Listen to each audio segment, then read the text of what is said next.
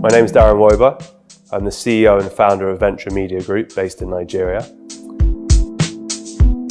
I've been living in Lagos for 5 years and I moved from the UK in order to set up Ventra Media.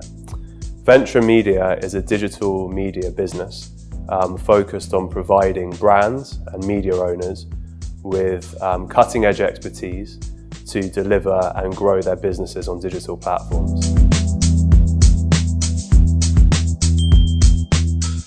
I think my light bulb moment in terms of coming up with the idea for Ventra was when I was working for a business called goal.com. I was based out of London and I was running this business which had around 30 million unique users a month. Goal.com happened to be the largest football website in Nigeria. And when I started working in this role, I started visiting Nigeria and Ghana and Kenya and a whole range of markets in sub-Saharan Africa. And what I saw when I set foot in this part of the world was a huge opportunity. Not only did we start doing business immediately with a number of brands, but I suddenly saw the growth and opportunities for digital in these markets. So after about a year of coming backwards and forwards to Nigeria from the UK working for this bigger company, I was here with a business partner who I worked with at that previous entity, and we got relatively drunk one evening and came up with this idea for leaving this big company, leaving a very well-paid job and deciding to move to Nigeria, not really with any kind of major plan apart from the fact that we knew that we could generate some kind of business and gain some kind of clients in the digital space. So fast forward about 3 months, we'd handed in our notice, we'd set our sights on where we were going to stay for our first trip to Nigeria, we'd got some investment from friends and family, we put in some of our own money, and off we went on our first kind of business development trip to Nigeria. And the first few months were, well, I say the first few months, the first couple of years were actually incredibly challenging. Being in a new country, learning the culture, learning the business culture, and trying to see what could stick. And I think that the light bulb moment where I thought to myself, what we've just done is not entirely crazy, which is probably a thought that was in my mind almost every day after I quit my job, was when we won our first contract with a major brand in Nigeria to provide a range of services over a 2-year period.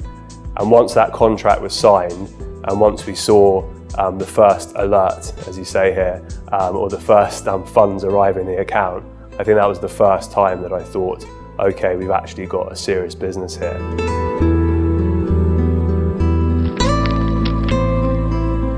I think that the advice that I would give or the key learning from that experience really comes down to one word, which is perseverance. The one thing that being in Nigeria has taught me, and the one thing that being an entrepreneur has taught me, is that you're always going to fail at some point in something. You're always going to make a mistake at some point in something. But being a good entrepreneur is having the perseverance to get back up, to work hard, and to actually make more right decisions than mistakes.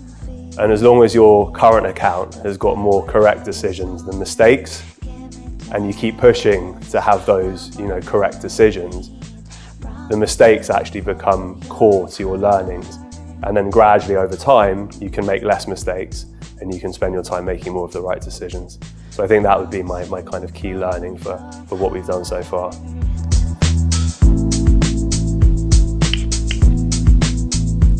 I think that probably my biggest mistake so far was underestimating how difficult it would be to move from a British business culture to a Nigerian business culture. I think that having been born in the UK, having done business there for many, many years, I had a very, very set idea of what business was, of what culture was, of what living was, to be honest with you. And I think that coming to Nigeria, I looked at opportunities through a very British lens, and I assumed there to be opportunities in places because if those opportunities existed in the UK, there would clearly be a path to realising value from those opportunities. And what I realised by moving here is that you absolutely have to understand the value of culture in decision making and in terms of growing a business. And as soon as I realised that I was judging opportunities through my British mindset and suddenly realising actually, in Nigeria that's not an opportunity because of X, Y and Z circumstances, or because of a particular framework that's been set up, or perhaps it's being done in another way.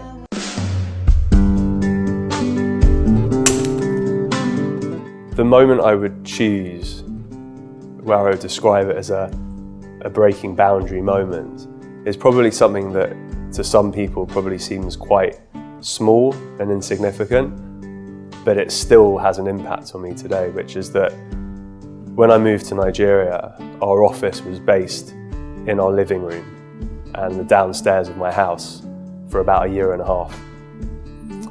First few months, there were maybe 5 or 6 of us. 18 months later, there were maybe 16 or 17 of us. So every day I'd wake up and I arranged a system to make sure that people could get in regardless of whether I was downstairs, and I would come downstairs having not even eaten breakfast, and I would just see people, my employees.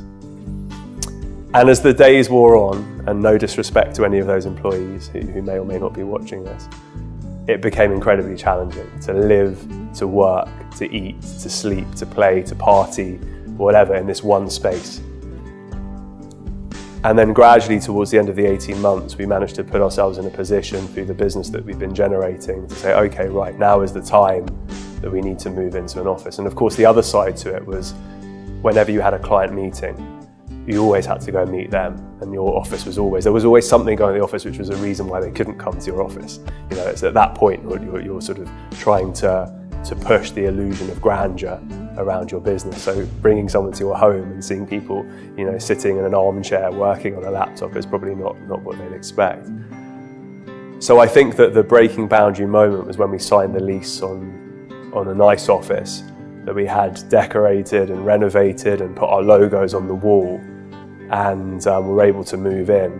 And I think the confidence that gave all of us when we were in the office to feel, particularly the people that had been working with me from day one around the dining room table, to now turn up to a proper office and see our sign above the building where it is and so on and so forth, and to be able to work in that environment gave everyone a massive boost and allowed us to take the business to the next level. And I think that the big lesson from that actually is a financial lesson. It actually doesn't matter at what point you decide to have an office or you decide to take the business to the next level. What matters is that you can afford it and that you're not rushing yourself and that you're not pressuring yourself too much financially. Because the minute you don't have money in the bank, you will have no business.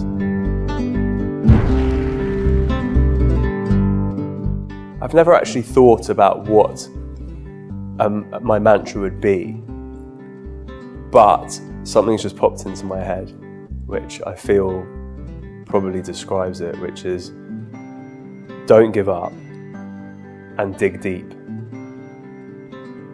And although that may sound quite cliched, the don't give up comes back to what I said earlier about perseverance. Try and try again. That is the only way to be successful. It's the only way to move forward. It's the only way to progress. The dig deep is part of that, in the sense that when you're starting a business or when you're running a business, you will have moments where you feel deeply despairing of what's going on. Maybe things haven't gone your way. Maybe you've lost a client. Maybe you haven't won a deal. Maybe you have won a deal but you've disappointed in the delivery. All of these things. And when the business is small, those moments are very closely tied to your own sense of being and your own ego and so on. So you can have days where you're on top of the world, and then you can have days when you're absolutely at the bottom of the ladder or mentally. The dig deep is that even when you think you've passed through your lowest moment, I can assure you that there'll be another one that hits you even harder. And whatever you think you've prepared for in the first low moment, you actually have to dig even deeper and remember what happened last time in order to push through.